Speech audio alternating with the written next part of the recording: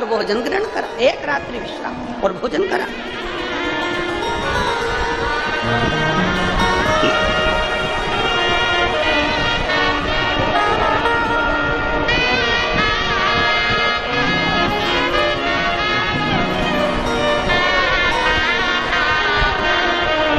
और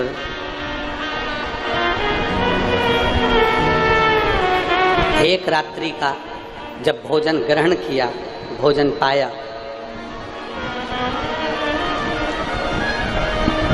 भोजन किया, बुद्धि में जिस दोस्त के घर का भोजन करा था, जिस मित्र के घर का भोजन करा था, वो मित्र जिसके घर का भोजन किया है, जिसके यहाँ का भोजन किया है, वो मित्र धोखेबाज था।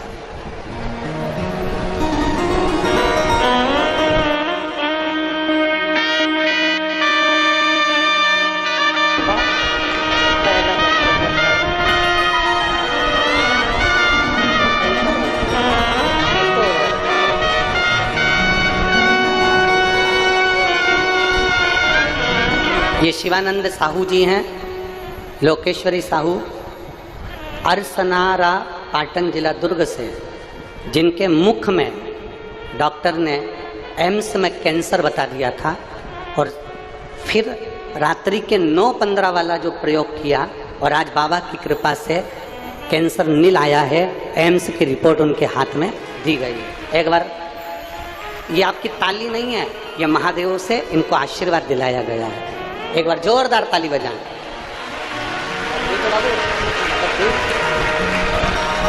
पूरा मुख ठीक है, ठीक है ना मुख पूरा?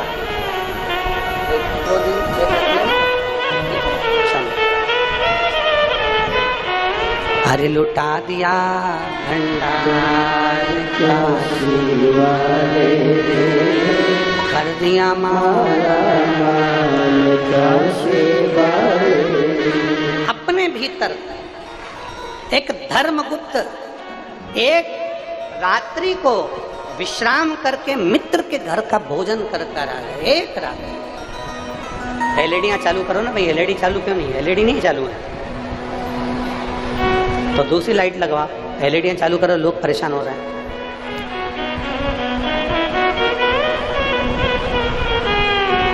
लाइट नहीं है, आप लोग आराम से बैठ जाओ, कथा आपके कानों तक पहुंच रही है, आप लोग कथा श्रवण करिए, उसका आनंद लीजिए आप।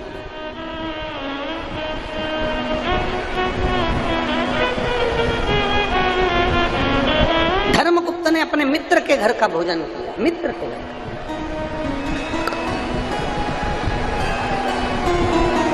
अब जिस मित्र के घर का धर्मगुप्त भोजन करे थे, वो मित्र धोखेबाज था, दिखावा करता था। राजा के लड़के के साथ में, धर्मगुप्त के साथ में दिखावा करता था कि मैं इसका हितैषी हूं, मैं इसका सहयोगी हूं, मैं इसका ध्यान रखने वाला हूं, मैं इसका हितैषी हूं, मैं इसका सहयोगी हूं, मैं इसका ध्यान रखने वाला हूं। ये दिखावा करता था, और मेरी जीजियों, मेरे जीजाओं, मेरी बेटियों, बेटाओं, मेरी माताओं, भाई, ध्यान रखना। तुम एक बात का अपने भीतर एक स्मरण रखिएगा, अपने भीतर एक भाव रखिएगा कि दुनिया में अच्छा मित्र, दुनिया में अच्छा मित्र बड़ी मुश्किल से प्राप्त हो, बड़ी मुश्किल, बहुत मुश्किल से मिलता है। अच्छा मित्र बड़ा मुश्किल से।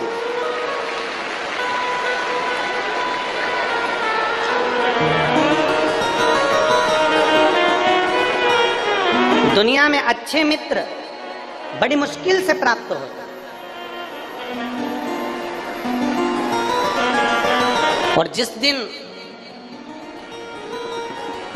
देवादिदेव महादेव की कृपा से तुमको अच्छा मित्र मिल जाए,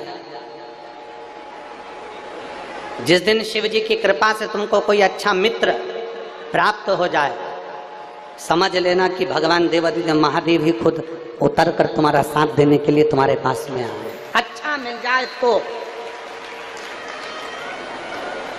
और मित्र ऐसा नहीं चाहिए जो तुम्हारा मंदिर छुड़वा दे, मित्र ऐसा नहीं चाहिए जो तुम्हारा भजन छुड़वा दे, मित्र ऐसा नहीं चाहिए जो तुम्हारी भक्ति को छुड़वा दे, मित्र ऐसा नहीं चाहिए जो तुम्हारी कथा कीर्तन सत्संग को छुड़वा दे।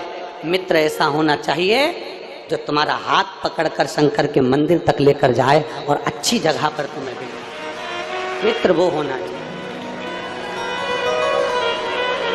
और शंभो शरण मांगो घड़ी रे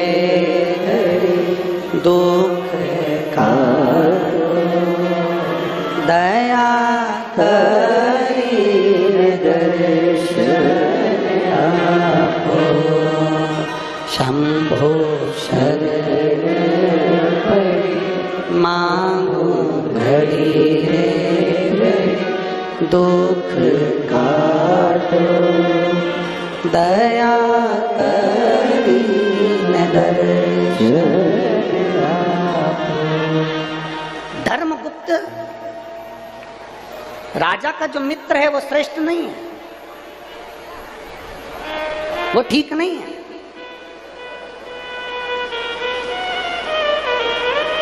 उसकी श्रेष्ठता नहीं। ऐसा मित्र से पाला पड़ गया, ऐसे मित्र के घर का भोजन किया उसने, ऐसा भोजन उसने ग्रहण किया अपने मित्र के घर का कि उसकी बुद्धि भी धोखा देने के लिए जागरूक हो।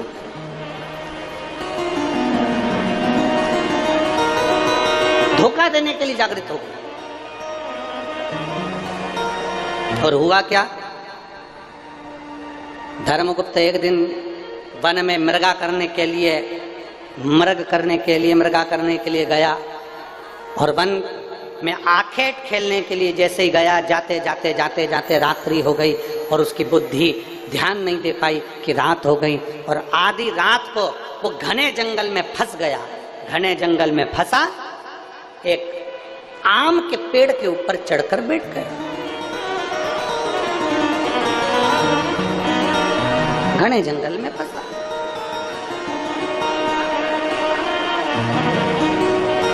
आम के वृक्ष के ऊपर चढ़ के बैठा है धर्मगुप्त। अब रात्रि का समय, भय लग रहा है, कोई सिंह ना खा ले, कोई शेर ना आ जाए, कोई चीता ना आ जाए, कोई सिंह मुझे भक्षण ना कर। भय लग रहा है उसको।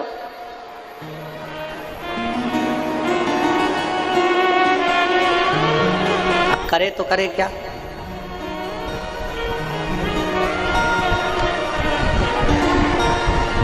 भय लग रहा है, बैठा है पेड़ के ऊपर। आधी रात को एक भालू के पीछे शेर दौड़ता दौड़ता आया और भालू भागता भागता भागता भागता एक रीछ भागता भागता आया, आम के पेड़ के ऊपर चढ़ गया। जिस आम के पेड़ पर धर्मगुप्त चढ़ा हुआ था, उसी आम के पेड़ के ऊपर वो रीछ भी चढ़ गया, वो भालू भी चढ़ गया।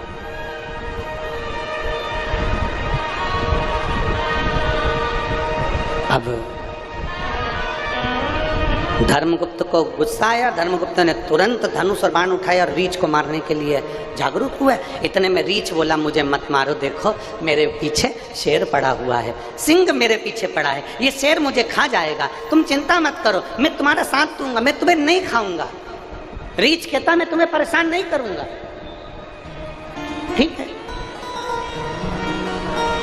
मैं भी इस पेड़ पर रहता हूं और तुम भी इस पेड़ पर रहो, मैं भी आम के पेड़ पर चढ़ा हूं, तुम भी आम के पेड़ पर चढ़े रहो, नीचे शेर है, आप और मैं दोनों मिलकर इस शेर को भगा देंगे, तुम चिंता मत करो, सो। अब रीछ ने कहा एक काम करो, तुम पहले सो जाओ, फिर मैं सो जाऊंगा, तुम जाग जाना। शेर नीचे है, अपन एक दूसरे का ध्यान रखेंगे। अब थोड़ी देर बाद राजा ने कहा तू मुझे खा तो नहीं जाएगा? रीछ ने सौगंध खाली मैं नहीं खाऊंगा, तुम सो।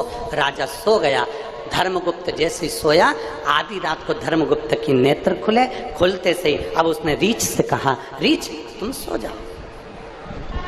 जब राजा सोया, धर्मगुप्त जैसे ही सोया तो नीचे जो शेर था, शेर ने रीछ से कहा फेंक दे राजा को नीचे।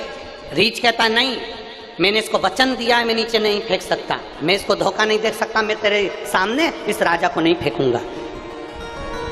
सो गया, राजा सो रहा है, रीछ जाग रहा। आधी रात को राजा उठ गया, रीछ सो गया। रीछ से कब तुम सो जाओ, रीछ सोया। नीचे से शेर ने राजा से कहा, धर्मगुप्त राजा फेंक दे इस रीछ को नीचे, सो रहा है ये, फेंक दे नीचे, इस रीछ को नीचे फेंक दे राजा, मेरी बात मान ले, नहीं तो बाद में तुझे खा जाऊंगा। इतने में तो राजा ने तुरंत धक्का देकर रीछ को नीचे फेंकने वाला था। इतनी देर में उस रीछ ने एक आम की डाली को पकड़ लिया और पकड़कर रीछ उस आम की डाली को पकड़कर बच गया। और राजा से उस रीछ ने कहा कि धन्य है रे राजा, देख मैंने तुझे धोखा नहीं दिया, जानवर होकर, पशु होकर, जीव जंतु होकर मैंने तुझे धोखा नहीं दिया, पर राजा तूने मुझे धोखा दिया, तूने मुझे धोखा दिया। राजन, मैं अंगिरा, मैं तेरी परीक्षा लेने के लिए आया था। आज मैं तुझे श्राप देता हूं राजन, पृथ्वी पर तू पागल बनकर जन्म लेगा, अगला जन्म जो तेरा होगा तू पागल बनकर जन्मेगा। राजा हाथ जोड़कर कहता है मुझे क्षमा कर दो, गलती। अंगिरा जी कहते हैं अगर मनुष्य का शरीर मिला है, मानव की देह मिली है, मानव का शरीर मिला है, तो इतना याद रखना कि किसी को धोखा मत देना जिंदगी में। अगर धोखा दिया है तो किसी पागल खाने में जाकर पागल को देख लेना और अगला नंबर अपना भी लिख लेना कि अगला नंबर इस पागल की गिनती में हमारा भी होने वाला है, क्योंकि हमने धोखा दिया है। किसी को धोखा मत, जरा सी प्रॉपर्टी के चक्कर में, जरा से धन के चक्कर में, जरा सी सत्ता के चक्कर में, जरा से वैभव के चक्कर में, जरा सा नाम के चक्कर में हम एक दूसरे को धोखा देने के लिए तैयार बैठे हैं। जरा सी कुर्सी के चक्कर में हम एक दूसरे को लात मारने के लिए तैयार बैठे हैं। जरा सी प्रॉपर्टी के चक्कर में हम भाई भाई को नुकसान पहुंचाने के लिए तैयार बैठे हैं। और ईमानदारी से बोलो, अच्छे से अच्छे सूरमा शमशान में राख का ढेर बन गए।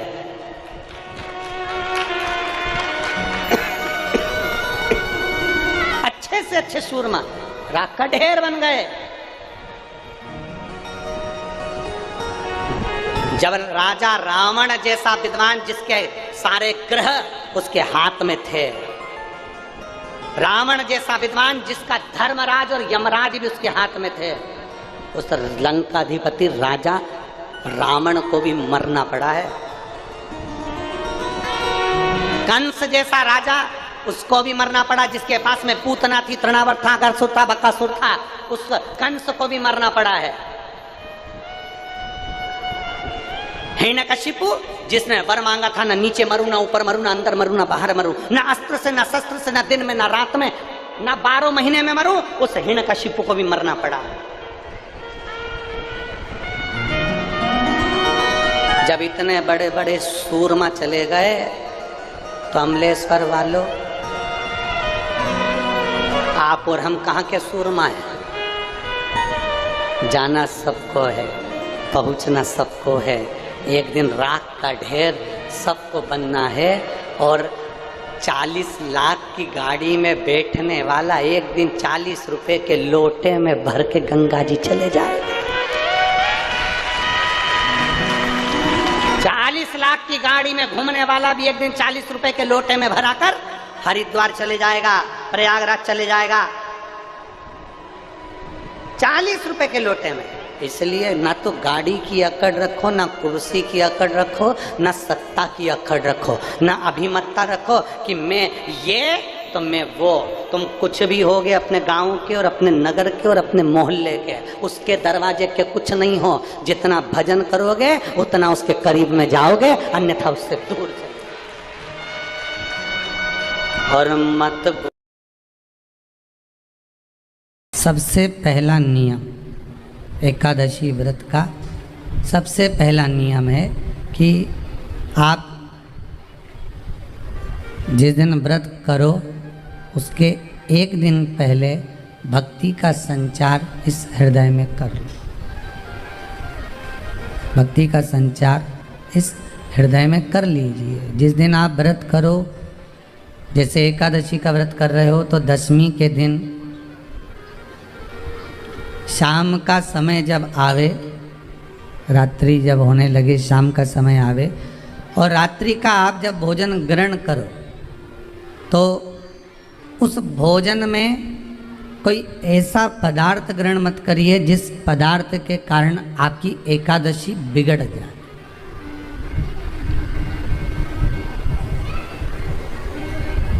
कोई बेकार भोजन हमें ग्रहण नहीं करना, श्रेष्ठ भोजन ग्रहण करिए दशमी के। और एकादशी का दूसरा नियम बहुत ध्यान से सुनिएगा। जिस दिन आपकी एकादशी का व्रत हो उस दिन प्रयास करिएगा कि अपने हाथ से किसी भी वृक्ष की कोई पत्ती टूटे ना। अपने हाथ से किसी भी वृक्ष की, पौधे की, किसी भी वृक्ष की पत्ती अपने हाथ से ना टूटे। बहुत ध्यान दीजिएगा महाराज। एकादशी का ये दूसरा नियम है कि अपने हाथ से किसी पौधे की, किसी वृक्ष की, किसी डाली की कोई पत्ती टूटे ना, कोई पत्ती ना टूटे, इसका प्रयास करिए।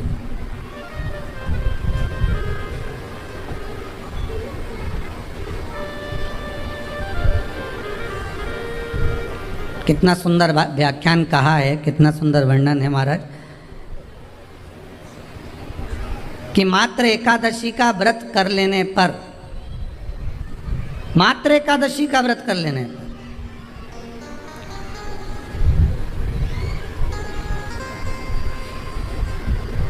जो पूर्व में किया गया हमारा पाप कर्म है, हमने किसी जीव की हत्या करी है, हमने किसी को कष्ट प्रदान करा है, हमने किसी को अपशब्द कहा है, हमने किसी को ताने दिए, हमने किसी को आड़ा टेढ़ा कहा है, हमने किसी को गालियां दे दी है, मात्र एकादशी का व्रत ही कर लेने पर ये सारे जो दोष हैं वो समाप्त हो जाते हैं।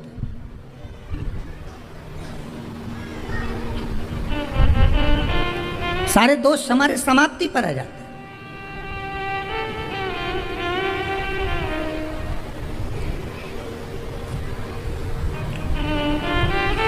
अब एक विचार करिएगा थोड़ा सा अपने मन में, अपने चित्त में, अपनी वृत्ति में एक बात उतारिएगा। एक अपने मन में एक बात को उतार कर रखिएगा कि आप अपने पाप को, अपने पाप कर्म को जिस दिन छिन्न करने वाले हो, समाप्त करने वाले हो, अपने पाप को आप जिस दिन समाप्ति पर लेकर जा रहे हो तो उसके एक दिन पहले आपको प्रसन्नता होना चाहिए कि नहीं होना चाहिए कि कल मेरा पाप कटने वाला है, कल मेरा पाप समाप्त होने वाला है। जो मैंने पाप कर्म करा है वो समाप्त होगा, जो मैंने पाप कर्म करा है वो कल समाप्त हो जाएगा। तो एक दिन पहले आपके चेहरे पर प्रसन्नता हो कि ना हो।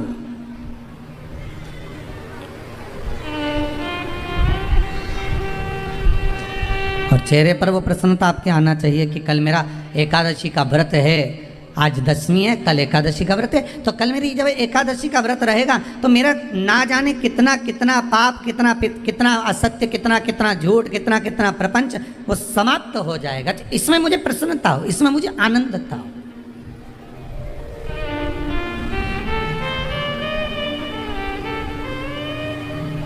तो क्या कहा गया कि प्रयास करिएगा कि एकादशी के दिन कोई वृक्ष की, कोई डाली की, कोई कौपल की कोई पत्ती ना तोड़ी जाए।